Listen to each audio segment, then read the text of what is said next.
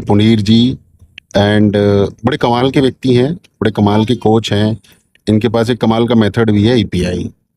तो मैं इनसे कुछ सवाल पूछता हूँ। अखिल जी बताइए, सबसे पहले क्या समस्या आई थी आपके पास?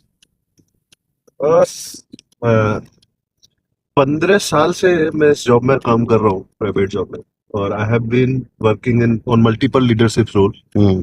तो पता चला जब मुझे कि जब कुछ एम्प्लॉयज मेरे काफी परेशान हो जाते हैं जॉब को लेके, उनको लगता है कि कोई ग्रोथ नहीं हो रही है, प्रमोशन नहीं हो रहा है, घर पे जी भी लड़ाई हो रही है, सारी चीजें। जी। तो इस तरह की समस्याओं को लेके कई कई बार वो अपनी परफॉर्मेंस नहीं दे पाते। अच्छा। तो as a manager they come to me when we did one on one. तो इस तरह से वो आए हमारे पास। जैसे सबसे पहले आपने मुझसे पूछा सबसे पहले कौन आया जी था, जी जी है ना? तो सबसे पहले मेरे एक एम्प्लॉय आए थे, फीमेल एम्प्लॉय थी, जी। राइट।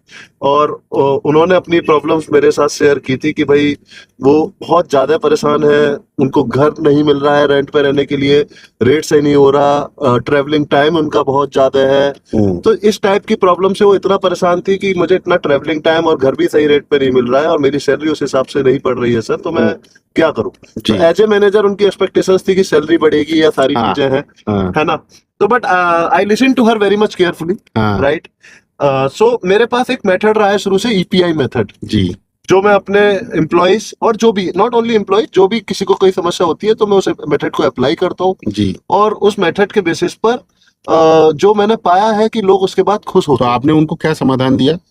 उनको उनकी बात मैंने सुनी, मैंने अपने ईपीआई मेथड को उनके साथ भी अप्लाई किया, अच्छा, राइट। तो क्या और रिजल्ट्स मिले उन्हें?